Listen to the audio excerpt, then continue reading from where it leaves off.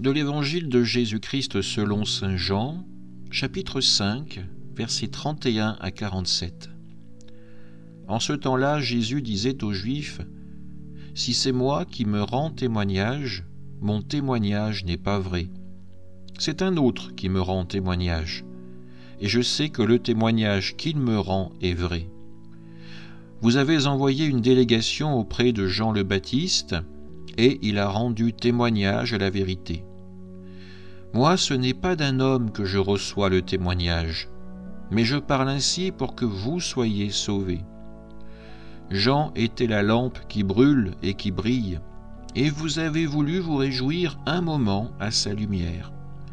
Mais j'ai pour moi un témoignage plus grand que celui de Jean.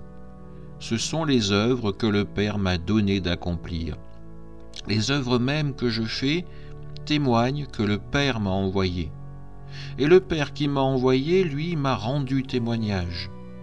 Vous n'avez jamais entendu sa voix, vous n'avez jamais vu sa face, et vous ne laissez pas sa parole demeurer en vous, puisque vous ne croyez pas en celui que le Père a envoyé.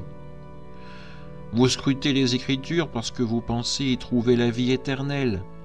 Or, ce sont les Écritures qui me rendent témoignage, et vous ne voulez pas venir à moi pour avoir la vie. La gloire, je ne la reçois pas des hommes. D'ailleurs, je vous connais. Vous n'avez pas en vous l'amour de Dieu. Moi, je suis venu au nom de mon Père, et vous ne me recevez pas. Qu'un autre vienne en son propre nom, celui-là, vous le recevrez. Comment pourriez-vous croire, vous qui recevez votre gloire les uns des autres, et qui ne cherchez pas la gloire qui vient du Dieu unique ? Ne pensez pas que c'est moi qui vous accuserai devant le Père. Votre accusateur, c'est Moïse, en qui vous avez mis votre espérance. Si vous croyez Moïse, vous me croiriez aussi, car c'est à mon sujet qu'il a été écrit. Mais si vous ne croyez pas ces écrits, comment croirez-vous mes paroles ? Acclamons la parole de Dieu. Aujourd'hui, dans cet évangile, Jésus s'adresse aux Juifs avec une parole qui est à la fois ferme et pleine de cœur, pleine d'amour. Il leur parle de témoignage, de vérité, de ce qui donne la vie. Mais surtout, il met en lumière une question essentielle.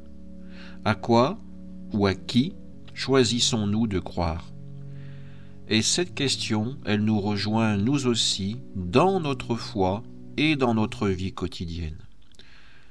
Jésus commence par dire « Si c'est moi qui me rends témoignage, mon témoignage n'est pas vrai. » Jésus ne cherche pas à s'élever lui-même, il pointe vers autre chose, vers d'autres voix qui parlent de lui. Jean le Baptiste, les œuvres qu'il accomplit, et surtout le Père qui l'a envoyé. Jean, la lampe qui brûle et qui brille, a témoigné de Jésus, et beaucoup ont été attirés par sa lumière. Mais Jésus va plus loin, ses œuvres, guérir les malades, ouvrir les yeux des aveugles, relever les paralysés. Tout ça, c'est un témoignage vivant que le Père est à l'œuvre en lui.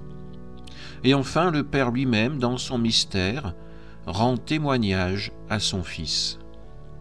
Pourtant, face à ces signes, les Juifs restent sceptiques.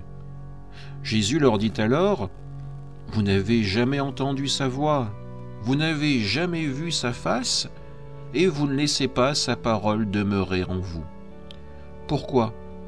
Parce qu'ils refusent de croire en celui que le Père a envoyé. Ils scrutent les Écritures, ils connaissent Moïse, ils cherchent la vie éternelle dans les textes, mais ils passent à côté de l'essentiel. Ces Écritures, de qui parlent-elles ? De Jésus. Moïse lui-même a écrit à son sujet. Et pourtant, ils ne viennent pas à lui pour recevoir cette vie qu'il offre. C'est une parole dure, mais aussi un cri d'amour. Jésus ne veut pas les condamner, il veut les sauver. « Je parle ainsi pour que vous soyez sauvés, dit-il. » Mais il voit leur cœur. Vous n'avez pas en vous l'amour de Dieu.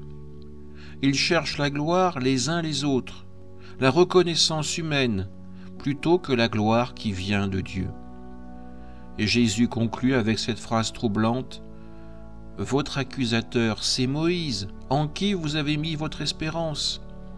Eux qui se fient à la loi de Moïse, seront jugés par elle, car elle pointe vers celui qu'ils rejettent. » Cet évangile nous invite aujourd'hui à un examen de conscience. Où plaçons-nous notre confiance? Dans les paroles des hommes, dans notre propre savoir, dans ce qui brille un moment comme une lampe, ou dans la voix du Christ, dans ses œuvres, dans le témoignage du Père qui l'a envoyé? Jésus ne recherche pas notre admiration pour lui-même. Jésus nous appelle à venir à lui pour avoir la vie, une vie qui ne s'arrête pas aux apparences, mais qui plonge dans l'amour véritable de Dieu. Nous aussi, comme ces hommes, nous pouvons être tentés de scruter les Écritures ou nos propres idées, sans jamais laisser la parole demeurer en nous. Nous pouvons accumuler des connaissances, des certitudes, et néanmoins rater l'essentiel. Croire en Jésus, l'accueillir comme celui qui donne la vie. Il nous le dit aujourd'hui: « Venez à moi », pas pour lui rendre gloire à lui seul, mais pour que nous soyons sauvés, pour que nous puissions vivre pleinement. Alors prenons un moment pour écouter. Qu'est-ce qui nous retient de venir à lui? Une quête de connaissance, de reconnaissance, une peur de lâcher nos sécurités, une difficulté à croire? Jésus ne nous accuse pas, il nous tend la main. Il nous assure que tout, Jean, les œuvres, les Écritures, le Père, témoignent de lui. Alors osons croire ces paroles, plus encore que celles de Moïse, car elles sont la voix de la vie éternelle, une voix qui résonne pour nous, ici et maintenant. Amen.